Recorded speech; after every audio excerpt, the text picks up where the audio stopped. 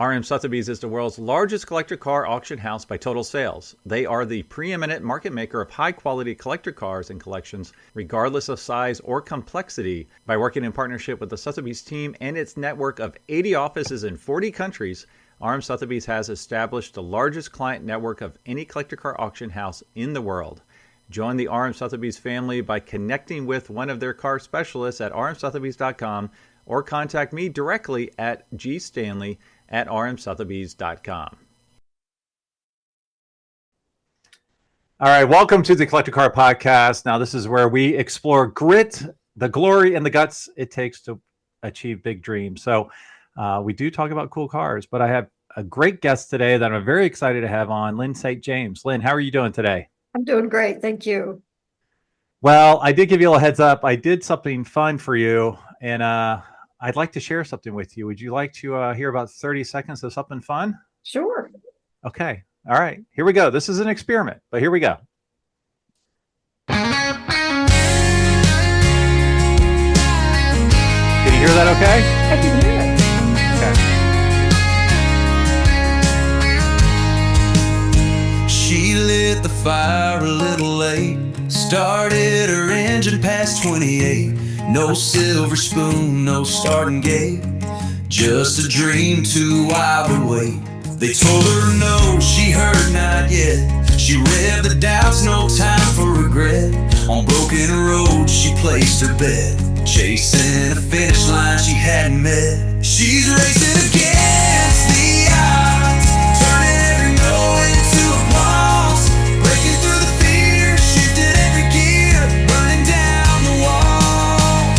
She's racing against the odds, faster than the world ever thought she was, fueled by passion, grit and the scars, racing against the odds. First. So that's the sneak peek. Did you like it? I do. I'm like, so is that you singing? I wish. No, it's all technology today, but I wanted to make something special for you. That is so cool. I mean, it's kind of like, I don't know how do I explain this. It's kind of like, it's so cool, but then I realized, oh my God, they're talking about me. I mean, it's kind of like it was cool thinking it wasn't about me, and then it kind of got cooler. Well, so you have your own song now. So what I'll do is I'll play the whole song at the end of this, okay? Okay, that is so cool. Thank you. All right. That's the end of the podcast. No, just kidding. That's all we need. Well, thank you so much for being on the podcast. The reason that you're on is because we both have a cool event coming up at America's Packard Museum. And if you would, tell us a little bit about, obviously, I know a lot about your history, but a lot of my listeners may not. Talk a little bit about your racing history and what brought you to the America's Packard Museum here in less than 10 days. Well, I mean, I grew up in Ohio, up in northern Ohio. And this is back in the muscle car era in the 60s is kind of when I was become a young adult or, a young person. And so I went to the drags with my buddies and they raced a GTO that he had, a Pontiac GTO, and he lost. And I started mouthing off and giving him a hard time. And he's like, well, if you're so good, you go out. And so if you put a different driver, you can re-enter the car. And so we did. Another shoe polish on the side of the car with a different number. And I got in line and then they're telling me what to do. I'd never done anything like this, and so told me, I mean, literally sitting at the starting line, looking at the Christmas tree. And, they told me, so put your foot in the clutch, get it up to about 3,000 RPMs and just hold it, And then as soon as that light goes green, or maybe just ahead of when it goes green, you just nail it and go through the gears. And so I did. And I ended up winning a couple of eliminations and ended up winning in that track, in that category or whatever they called it. And I ended up coming home with a trophy. And I showed my mom, and of course, she's about ready to have a fit. And was not pleased. It's not what I've raised my young daughter to do. And teach, I had 13 years of piano lessons up to that point. And oh my goodness. Okay. That's a lot. All right. So your career was started by trash talk? Yes. Yeah. I went back to the drags a few times and what I got really discouraged was how long you have to wait in line and to get a run. And then watching everybody put like ice on their carburetors and stuff, to cool the fuel down. And to be honest, Greg, actually, there was trash talk then. In other words, while I was in line, I mean, there was just a lot of BS, that was Yeah. getting thrown at me. And I'm like, that's not fun. I liked hanging with my guys and my buddies. So I got discouraged from drag racing. And then those same guys, those same buddies, took me to the Indy 500 with my mother as the escort. And we drove over to Indianapolis and I saw the Indy 500. But I didn't ever say, oh, I'm going to do that. I mean, that was like just the most amazing experience, which it is. And to this day, I still feel that way when I go to the Indy 500. And so do about another 300,000 people, I mean, it's this huge thing. But it was really cool because I remember complaining. We were up in turn one, and I remember complaining because I can't see the cars because they're going so fast, and I can't tell who's in what car. And they're like, listen to the engines, listen to the sound of the motors. You're going to actually be able to tell the difference based on that. I mean, so I was hanging with guys that were car guys, and they knew about stuff, and I just absorbed it like a sponge, but it never went anywhere. And then fast forward, I moved to Florida, and I fell in love with a guy that I was working with in an office, and he said, I'm moving to Florida and I'm starting a business and you come with me. And I did, and we got married, and he took me to the Indy 500 the second time before I left for Florida, by the way, on a motorcycle. So he was kind of a, race fan as well.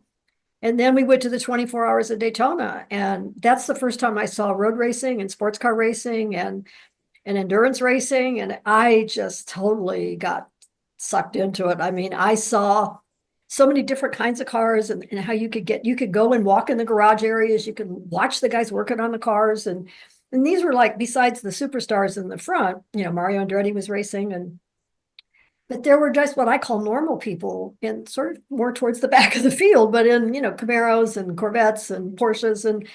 And so I found out that you had to become a member of a club or you didn't have to, but that was the way to get involved. So I became a member of the Sports Car Club of America, went to some races in South Florida, said, I want to drive. I like part of this is I like to drive. And then I found out you had to go to competition school to get your license. And so I did. And then I found out I needed a race car to do that. And I didn't have a race car. And they started a new class called showroom stock. And this was in 1974.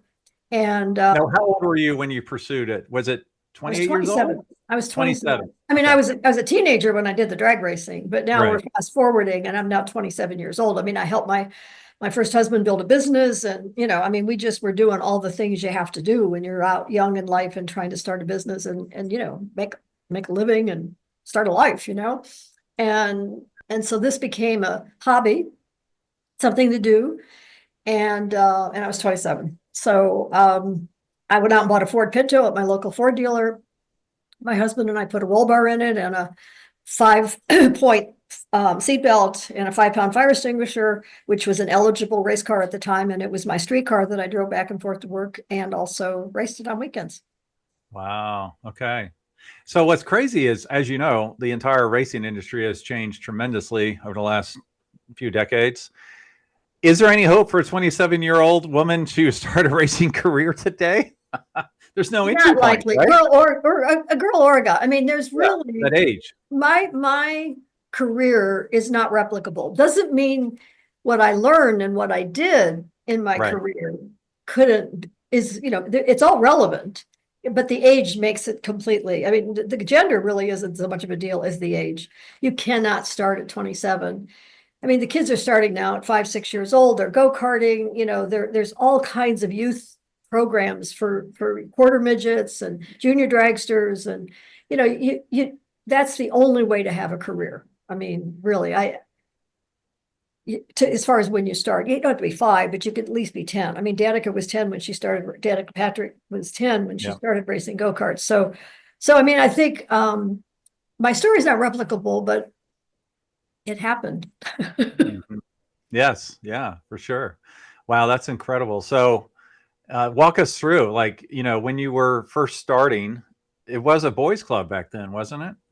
Yeah. I mean, but I always felt, at the very grassroots level, I was usually, there were a couple other gals sometimes that would show up and race, but everybody's so busy working on their own cars and their own program that throughout the day, I mean, you're just busy, and then in the evening, and that's what I actually loved the social aspect of it as well, because in the evening, a lot of people, take motorhomes or camp out, and that's, I mean, it's a really fun experience, and it's kind of this community. And the community, what I loved about it was that it there was it, how do I want to say this? Like I also played tennis, and I had to become a member of a country club to be able to play tennis. And that seemed to be a very common, everybody was like the same, But when you go to the races, it was like you had people that owned their own businesses, you had doctors, lawyers, people that worked at gas stations. I mean, you had a mix of all kinds of people. The only common denominator was they were cars people.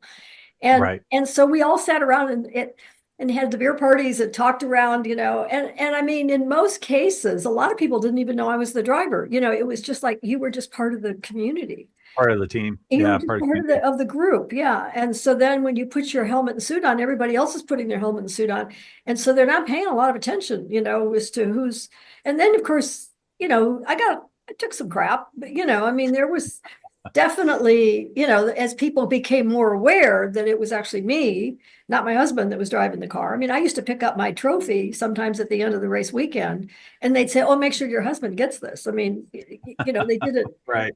They didn't realize you won it. Right. Yeah. Yeah, but I was like, I don't care. I mean, I know Yeah. what I did, and I was proud of that. And I wasn't there to teach anybody anything, to represent anybody. I can remember some media started to pick up on it in West Palm Beach, Florida, where we raced. There was an article in the paper, and I'm like, I don't represent all women. I just represent me, and Right. that's kind of how I felt for the longest time. And it wasn't until fast forward when I became a professional race car driver and started racing, as a factory driver for Ford. And I met Billie Jean King through the Women's Sports Foundation. And I started to understand I had a responsibility, to really represent women and to help other young women see what they could be if they were interested. So that changed. I evolved into understanding the bigger picture. But in the beginning, I was very much isolated in my own mind of saying, this is what I want to do, and I'm going to do it. I don't care who likes it, and I don't care who doesn't like it. Yeah. And so how does that change to today? So I see you have the Women in Motorsports North America behind you, Women with Drive. Seems like you're a very active spokesperson, actively involved in women in the motorsport arena, correct? Well, true. I mean, decades make a difference. I started this in the 60s. That's certainly not the decades of the 60s was not about, empowering women or, opening doors for new opportunities. I mean, it was, and then in the 70s, the women's movement really was taking hold, but I didn't really feel a part of that. I was just doing what I individually wanted to do, and I wanted passionately to do it. And then in the 80s, I become a factory driver for Ford Motor Company. I'm a professional. I have a lot of pressures, a lot of people looking to me for answers and for something to talk about other than just being a woman, but being a woman in a male-dominated sport and industry. I meet Billie Jean King and start to understand I have some responsibilities. I mean, all of that changed. And then I get to Indy in the 90s, and now I get a lot of fan mail and a lot more exposure. And I'm starting to get letters from young girls and women who want to race or who are racing and are asking for advice. And so then I started my own driver development program where I actually started training drivers. Once a year, I would bring them together and have a program. And Danica Patrick and Sarah Fisher and Melanie Troxel and Aaron Crocker, a number of the young drivers that were racing in that era, while I was still racing, I was doing this training program once a year. And so, I've evolved as a human, and I've followed a lot of what society was either doing or expected of me. And to be honest, starting Women in Motorsports North America, which is a not-for-profit that I started and co-founded with Beth Peretta and about 40 other people that showed up to say, this is our time. I mean, so it's all about timing. And it's about the timing of what's happening in society, but also the timing of who we are as individuals. And so if my voice and my career has some value today, then it would be shame on me if I'm not willing to share that and step into that. And so I'm honored actually that the industry, and that's the motorsports industry, want to see more women in this sport and in this industry. And it isn't just as drivers, as engineers, as team members, as in leadership positions. They understand this is how the sport's going to grow. If we rely solely on that car culture, that generational, the way the sport really from a grassroots level kind of grew, but if they rely on that, it's not going to sustain. The growth will not sustain, and so there won't be any growth, and it won't even sustain as it is. So I think it's out of necessity, but it's also out of a lot of women are stepping in, and they're presidents of racetracks, or they're team owners. We got a couple of team owners. I want more team owners. But it's all about timing, and the time is now, and I still got some energy, and I'm still as passionate about the sport today as I was that first day. And I still go to the races to learn, to stay current, but I also go because I love it. I go back to Indy, every year. Even before I raced Indy, I went, and I still go. I'm going to Long Beach, and I go to the 24 Hours of Daytona every year because that's the very first road race I ever saw. And I'm as passionate as a fan as I was as a competitor. I can tell you are very passionate, which is great. And so a cute little, let's call it a 7-year-old girl, walks up to you in her cute little voice, and she asks you, I want to be a race car driver. What do I need to do? What's the advice you give to that 7-year-old little girl? This just happened at Sebring. I was at Sebring in the Grand Marshal at the vintage race there, and she was 6 years old, and her name is Mila. And she doesn't want to be a race car driver. She is a race car driver. She shows up in her little pink race suit, and she's racing go-karts. And I'm with her family. Her mom and dad are there, and her sister. And this is the real deal. This little girl is determined. I could feel it. I introduced her to the other gals that were racing there. And so, the advice is really to the parents at this point. If this little girl, and in this case, Mila, is showing this interest and is really, really wants it. She's not just doing this as a lark, is to help the parents understand this is a path. Give it time. Make sure fun is the primary factor for doing it in the beginning. At the same time, do everything you can to support success, because you always have a lot more fun when you have success. But don't get ahead of yourself. Don't get to the point that you think, oh, this was going to be some grand career, because you just don't know. And keep it balanced. Keep your life balanced so that you still have other hobbies. I still play the piano once in a while, and I look for other things to do, because the thing about racing that's frustrating is that you can only race once in a while. If you play tennis or golf or soccer, you can go out and hit balls every day. You can go out, and play every day and practice every day in that sport. You can't do that in racing. And even though they have simulators and, other tools that you can play with, so you've got to have some balance in your life. And then just, continue to reach out to the people that will give you good advice. Develop a real network, a real strong team of legal advice, financial advice, technical racing advice. Have your build a team around you as you do this, and be in for the long haul. Don't try to think it's all going to happen overnight. And yeah. So I'm going to follow this girl, because I'm so taken in. That's very cool. What's her Instagram? No, I'm just kidding. She probably has one. She goes by RPM is the name of the team, and it stands for Racing Princess Motorsports. Oh my goodness. That's brilliant. Wow. Okay. Well, if I can find it, I'll put the link in the description of this podcast. So for our listeners who might like to learn more about women in motorsports, what are the organizations that you're working with currently? Well, Women in Motorsports North America is the organization that I co-founded. But what we're about is an umbrella. I said, we don't have the bandwidth to do all of this, but what we want to do is that we want to encourage everybody to do something. So like, if you go to our website, which is womeninmotorsportsna.com, if you go to our advocacy page, we have all of these other organizations or clubs that are doing things for women in motorsports. There's a Michelle Della Penna has a Della Penna Foundation that she gives scholarships for girls in go-karting. Her dad was a race car driver, John Della Penna, who I knew, and so she's created a scholarship for that. There's an organization called Dirtfish, and they're all about rallying, and so that's out in Washington State, and they're putting on conferences and supporting. And rallying is not as big in this country as it is in Europe, but there are gals that are doing it, and so they're promoting it. The STEAM Foundation. I don't know what all those letters stand for, but anyway, Bob Dickinson out of Atlanta, he has a scholarship for diverse populations. So it's like for African American women and in engineering primarily. So what we do is, and then there's Shift Up Now, which is doing a great program and actually supporting financially women race car drivers.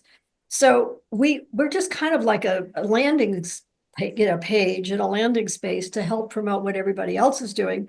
Besides what we're doing, which is we put on an annual summit called the Women with Drive Summit. We'll be doing our 5th one this year in December in Indianapolis, where we try to bring everybody together in the industry to talk about and tell their stories, what are they doing, and learn from each other, and how to build a better program, or how to make a difference. So we're just kind of this conduit and umbrella or landing page, however you want to call it, and encourage everybody to do something.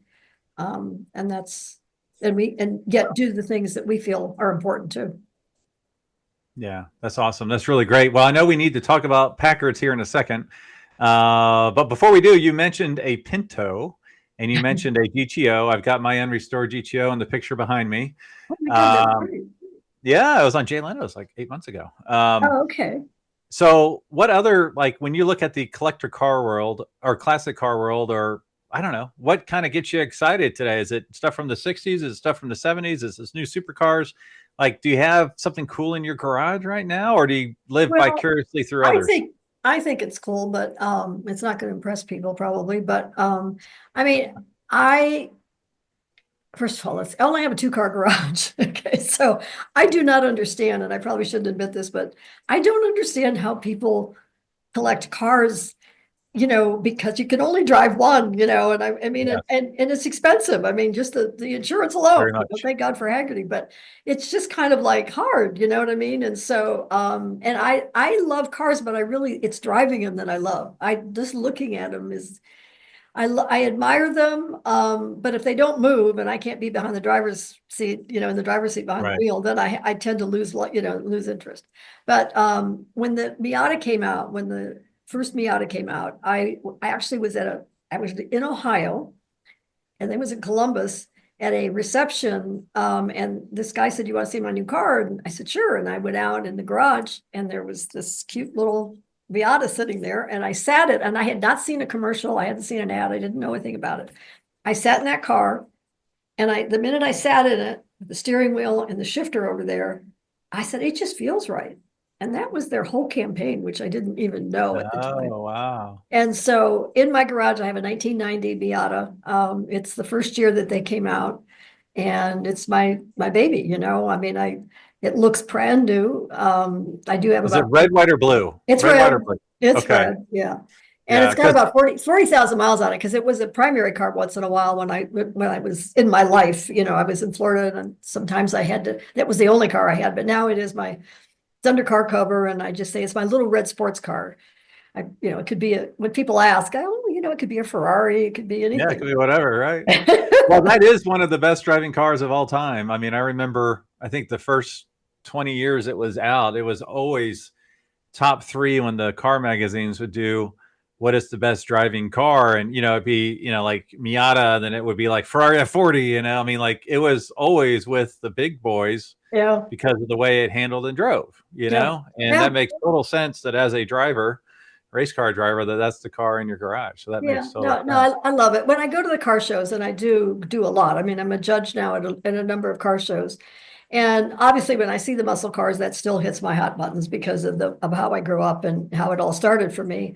But I'm not a supercar fan. If it gets so over the top in technology and quite frankly, I still want to shift. I don't want to be playing with paddles and buttons and if I can't get in and out of the thing, which is sometimes the problem with some of these supercars are so low. But what I think really does fascinate me more are the early cars, because I think I love history anyway. I think history is important, and so when you realize whether it's a Marmon or a Packard or a Lincoln, I remember the first time I ever went to Pebble, it was with Don Peterson, who was at that time the chairman of Ford Motor Company, and I was at a Ford event, and they said, "Oh, walk around Pebble with Don Peterson." I'm like, I don't know anything about this, and I saw this 1940 Lincoln, and I mean, it was just beautiful. So to me, it's the beauty first that appeals, and then it's that is the history interesting, or have I read about it, or do I know a little bit about the history? So, or whether I relate to it, like the cars of the 60s, and there's nothing that beats a GTO in my opinion. And then if I get to the point that I get to drive it. So I got to drive an Auburn. I went to the AC. I shouldn't probably be talking about competing. No, this was fine. But the Automotive Duesenberg Museum, yeah. I went there, and my God, that place, the building and everything. I mean, it's just so beautiful. I can't wait to see the Packard Museum either. Oh, it's great. Yeah. And I'm sure I saw it online, but I'm sure so sometimes the buildings almost are more exciting or more impressive, than what's in them.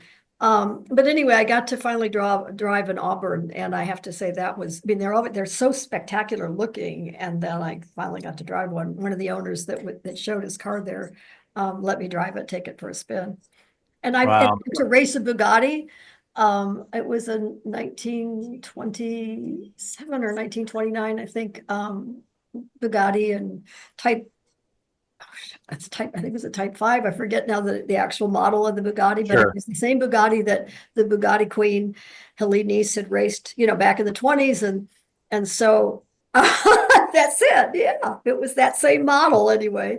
And I got to race that at the Monterey Historics and learn how to drive it. And so that book, to be honest, when I read that book, it totally blew open my whole appreciation and understanding and real knowledge of how unimportant I really was. I'm dead serious, because sometimes people build you into thinking, and when I read that and realized how many women did race and how she raced and did all kinds of other things that I've never done and would never could do.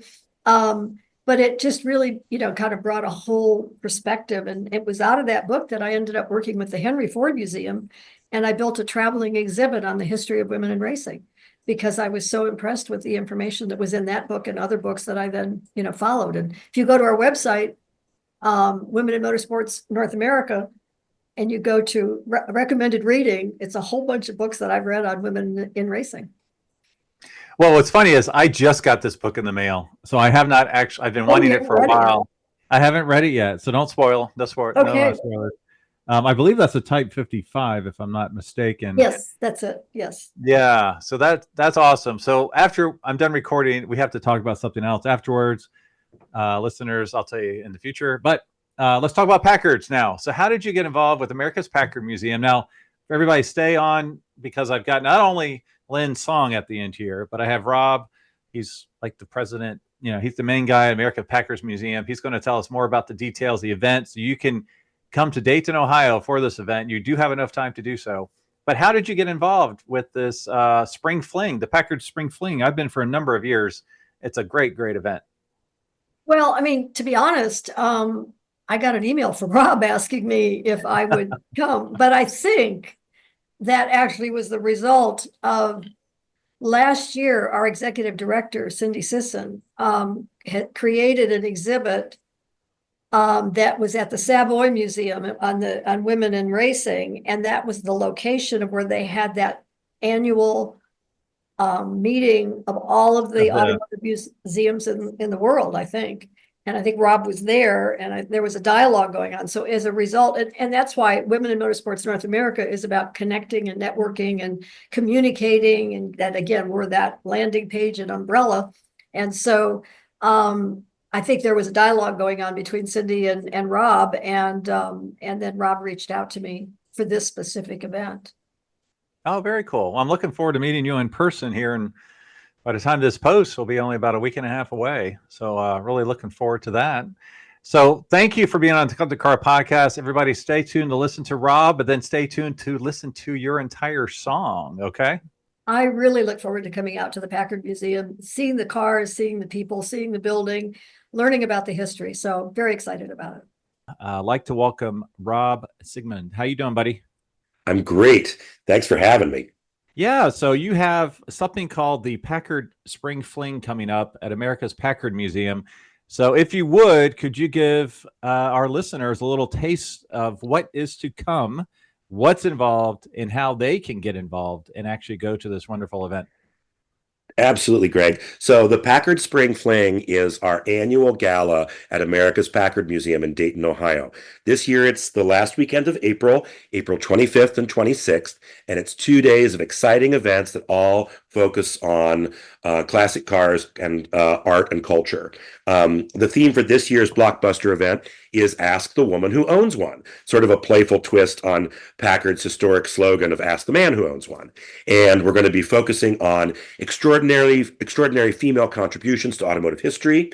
And our featured guest is Lyn St. James, a racing legend and Indy 500 Rookie of the Year 1992. That's awesome. So yeah, every time I go, you got an amazing jazz band, you got an amazing setup at the museum. Kind of walk our listeners through what that kind of weekend looks like. I've always been to the gala, so I haven't been to some of the other activities, but kind of walk through, what are the different events and activities that are available. Absolutely. So Friday night is our popular welcome soiree, which is a casual event, cocktails and heavy hors d'oeuvres. There'll be silent auction items, a book signing, a lot of mix and mingle. It's a really fun way to kick off the evening, little live music. And then Saturday is a day full of automotive activities. In the morning, we have informational sessions. Lyn St. James is doing one for an hour about women and their way forward in automotive. Also, in the afternoon, we're going to be going to John Perkel's amazing collection, and we'll be attending the Engineers Club in Dayton and getting a tour of the club that Orville Wright and Charlie Kettering built. In the evening, it's our fancy dress gala. It starts at 5:30 with a VIP welcome reception, and doors open at 6:30 to the group. And we'll feature Dave Greer and his Dixieland Jazz Stompers this year. Slightly different jazz band, but a lot of fun. Exciting live auction items, lots of silent auction items. Something we're doing this year that we haven't done in years past is an entire display of automotive art that's for sale. We're going to have bourbon tastings from Magnolia Bourbon just south of the Ohio River, and a lot of different fun activities that you can do. Lyn St. James will do her keynote address. We'll give out some awards. It's really an elegant way to celebrate and support America's Packard Museum. Awesome. And you have some incredible Packards there on site. Tell us a couple of the Packards that maybe folks don't know are on presentation there, on display there. So yeah, we have some new stuff. If you haven't been to see us recently, we've got a 1902 Packard single-cylinder Model F that was recently donated to the museum. It's actually one of the most complete single-cylinder original cars in existence. Was owned by the Rockefellers, Bill Harrah collection, did the London to Brighton race 3 times. It's an amazing car. We just got a 1935 V12 LeBaron open front town car, all-weather cabriolet for you Packard people, that is on loan to the museum. Also on loan from the Studebaker National Museum is a 1958 Packard Hawk, which is a great way to show the beginning and the end of Packard history in one snapshot between the single cylinder and the V8s that ended Packard's career. So got some really neat new stuff. Come back and see us again and enjoy our new exhibit that opens Friday of the Spring Fling, Ask the Woman Who Owns One. Awesome. Thanks, Rob, so much for being on the podcast and sharing this great event. And we can learn more at americaspackardmuseum.org, correct? That's right. Thanks, Greg, for having me.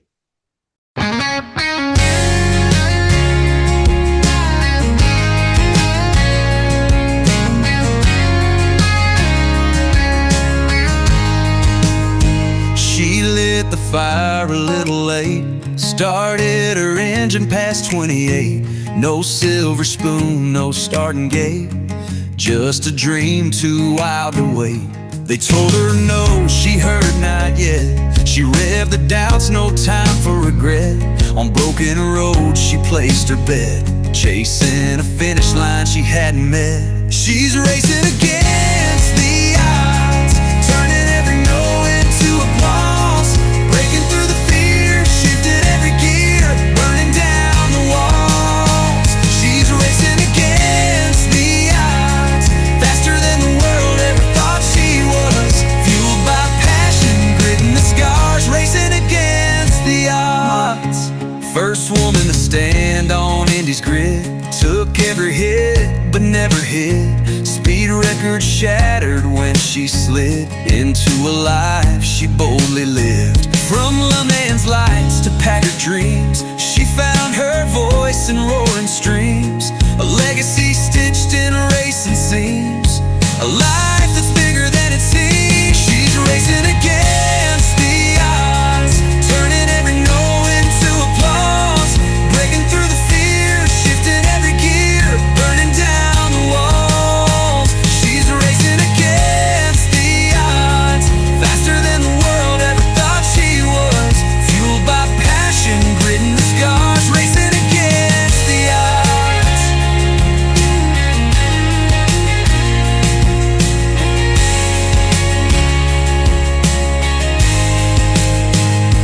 If you're holding on to dreams too tight,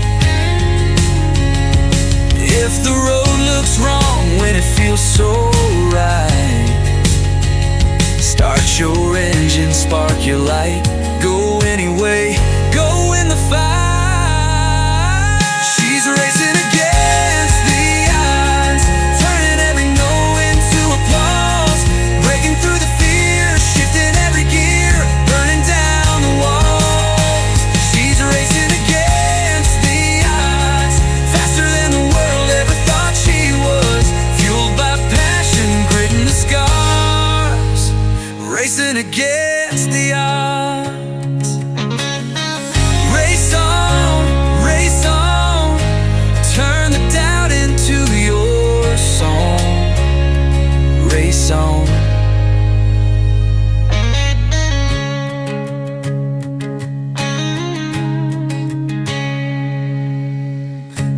on. Race on, turn the doubt into your song. Race on. She's racing against the odds, turning every no into applause, breaking through the fear, shifting every gear, burning down the walls. She's racing against the odds, faster than the world ever thought she was, fueled by passion, grit and the scars, racing against the odds. Yeah.